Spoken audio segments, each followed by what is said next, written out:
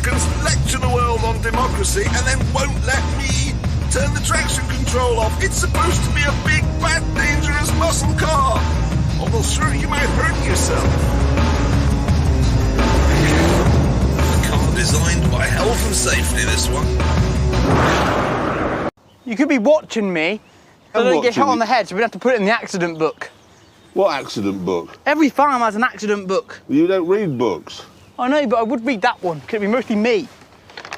Has every farm got an accident book? Yeah, if you cut your finger on a little bit of a knife, you gotta put it in the accident book. Who looks at it? The health and safety and stuff like that. Well, why do you just say there's not been any accidents? Because no one believes that. Think about it, on a farm, how many accidents happen on a farm? Well, all the time, but we haven't had one yet. Yeah, we have. I cut my finger today. I need to go in the accident book. And I've probably got a bruise on my elbow. Is that going in the accident book? That's going in the accident book as well. So it's a woke accident book. Hammond? Yes. Blood type? Yes. Red? Well, it is. It's red. I've checked. Stuck a pin in it. B? B minus. I don't know what I am. That's an exam result. I just made it up. Just a letter. It's what I'm used to seeing on Well, film. I wasn't sure, so I've put A/B plus because that way I get the lot. So one of them will be right. But... As you can see, obviously I put stickers on mine. Yeah, where did you... Well, it's the BBC, and you have to have stickers on a racing car. Fragile roof? I know, but the BBC doesn't allow brand names, does it? So I'll put health and safety notices all over it, because that's what the BBC likes. Now, it was a marvellous... I've just remembered when we did the rolling the Reliant Robin over, needless to say, health and safety got involved. And they made us take every single thing out of the car, including my cigarettes and cigarette lighter, lest these catapult themselves around and smack me in the eye. So every single thing had to be taken out. And then they put in this sort of, those window-breaking hammers with a very sharp point, very substantial piece of steel, a window punch. And they put that in the centre console. And the abiding memory I had, as I think, was this spike. The safety equipment bloody nearly took my head off. Well, that's unhealth and lack of safety gone mad. Hammond, meanwhile, was preparing to dig the foundations for his rivers of gravel. Hammond! What? You've got to wear that. What? You've got to wear that. Why? Because health and safety say it'll keep you healthy and safe. Safe from what?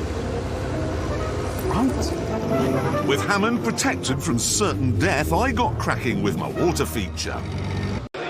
That's a Mercedes-Benz 7.3-litre V12. You want to hear it? Yes. Problem is health and safety, OK? They've told us we mustn't start cars in the studio, all right? But I don't think they'll hear. Ready? Foot in the clutch, Jeremy, that'll help.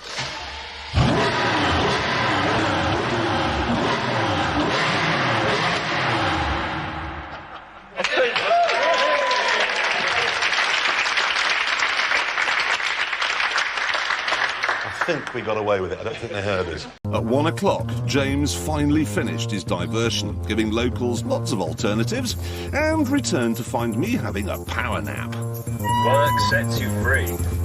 Refreshed, I came up with yet more ways to speed things up. You know when the trucks back up? Yeah. There's a man walking behind them. The banksman, yeah. But all trucks have got to have cameras on them now. They do as well. Yeah. So why do you need a man and a camera? That man could be better employed making roadworks. It's double protection, isn't it? If somebody... It's not, it's just what? Well, did you hear, though, in fairness, one bloke recently got run over by that planing machine. How interested am I in that? They only found his hand. Don't care.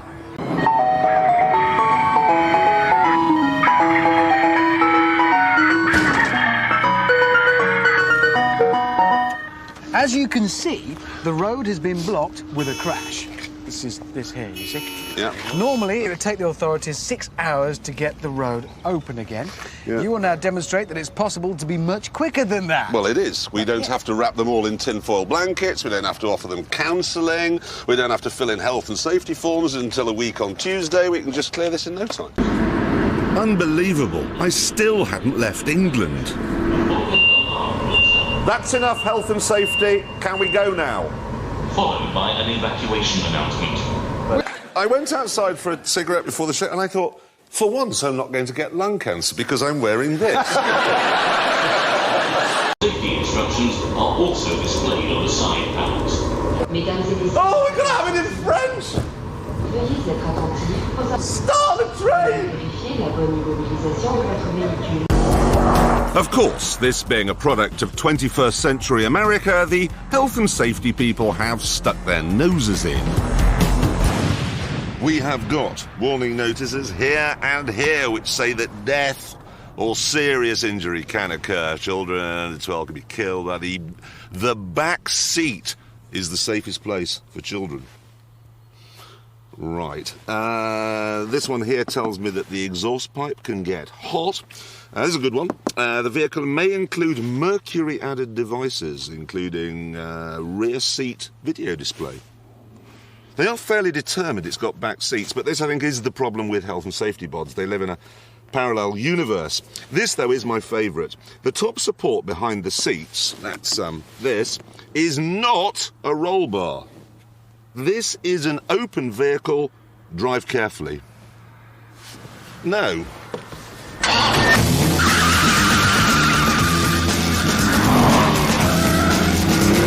It does seem like quite a faff. It is a palaver, to be honest. Very involved. You know they have to fulfil 13 separate health and safety criteria before they can do this. Well, he could be abroad by then. Once the criteria is fulfilled, they will attempt to stop the vehicle. Near side. And under the instruction of the ground commander, they will get the vehicle into position where they can surround it, box it, and stop it. Well, you just wind the window down, draw alongside, blow his head off. Or ram him off the road. Keep it rolling. Yeah, but the point is the police won't ram him off the road because their police cars are valuable. They're about 30 grand each. Tighten up and stop. Well, now, I'm monitoring everything at this point very carefully because the last time I tried to cook on a campsite, the caravan caught fire, you may remember, and the one next to it. So I can't be... Holy cow, what's that? Get an extinguisher, man! I haven't got one! Who's got an extinguisher? I've got one there. What's got a safety thing on it? Why is they do? Who's put a health and safety thing on it? I've used it all now. That's excellent, Hammond. You've thought of everything. I know, I have. Containers as the fence. It's got a fireman in case things get out of hand. Health and safety bloke to stop us blowing ourselves up. In America, there is a Corvette museum, OK? There's a photograph of it here. Now, as we know, the Corvette enthusiast in America is quite... Heavy. Yes, they're bigger gentlemen, are they not? Big boned. Well, one of them visited the museum this week, and this happened. Oh, yeah. Must have been a big one. That was a big hole, and apparently 8 cars fell into it. There's a shot actually looking down. Look at that. Oh, God, that's painful to see. Damage was estimated at $37. Was it? Was it? But actually, we shouldn't mock, because you know there was a sinkhole, which is what this is, that opened up on the M2 this week. Did you see that in the Central Reservation? They closed the motorway for 18 hours. That, they kept the museum open. They did. Well, you can still see the cars. Yeah. I mean, we should applaud the Americans for that, because that's a good attitude to health and safety. Well done, you. Jeremy, why aren't you driving yours on the roof? Well, it's annoying. It turns out off-road, I can drive it on the roof. But when I'm on the road, there's a law that says I can't. What, that you can't drive your RV from the roof? I know. It's health and safety gone mad. It's ridiculous. Chaps, Yeah. news from the BBC, OK? If you're a BBC employee and you drive fleet cars or hire cars, you've now got to go on a safe driving programme. Well, we drive those, do we? We do. Yes, we do. No way. I'm absolutely not kidding. It says here, BBC driving is now acknowledged as one of the most serious work-related health and safety issues. It isn't. It's just something that's more comfortable than walking. Yes. And then it goes on, the BBC is committed in reducing the risk associated with this activity. And they're making it sound like masturbation. Stop driving, you'll go blind. Exactly. I've got some of the questions, and I'd like to share some of the questions BBC employees have to face with you, OK? You ready? We'll bring them up on the screen here. You have a blowout on the motorway. One for you here, Hammond. What instinctive reaction should you avoid? Accelerating. What? Oh, my tyre's gone. This his instinctive reaction. Taking your hands off the steering wheel. Well, that'll help. It's just maniacs. I'm so irritated by this. I can't believe it. And then exceeding the speed limit in a built-up area is acceptable in vehicles fitted with anti-lock braking systems. What? Do you strongly disagree, agree, or strongly agree? Oh, it's not going to be an excuse, is it? Yeah, officer, it's OK. I've done 110 through the village. I have ABS. Yeah. No ticket for me. Why are you looking angry with me, officer? What's the primary hazard facing drivers when driving at night? Anyone want to hazard a guess at that? No, hang on, let's just go on. Yeah? What? Dark? Anything else? Germans. These are all valid None points. of these things are on my list. Anybody else got any thoughts? Peasants. No, it's glare from other vehicles' headlamps. Cyclists in dark clothing. It's their own fault for not working hard enough and having a car. Fatigue and staying alert. And it now means you've got to spend 20 minutes next week failing the test and then going on a course. So I'm sorry we won't be here, ladies and gentlemen, next week, but we'll be much safer drivers when we get back. Because of this car's violent history and the immense speeds it can achieve, the BBC has insisted we beef up our safety precautions. This is what we normally use, a van with some sticking plasters and aspirin in it. Today, though, we have enough to deal with a medium-sized plane crash. Caparo themselves say I'm not allowed to drive it unless I wear a full-face crash helmet And one of these Nomex romper suits, presumably so that if something goes wrong, all my organs will be held together in one sort of big fireproof bag. Make me easier to collect. So, everything is in place. I'm in. So first of all, we have to put the steering wheel on. Goes on the other way up. That's what it does. Seat belts. Right. On the fire extinguisher system, master switch on, ignition. It's a road car, so it'll probably be quite quiet. Here we go. No, it isn't quiet. If this all goes wrong, I'll do the Team America secret signal. Okay, horn works. Here we go.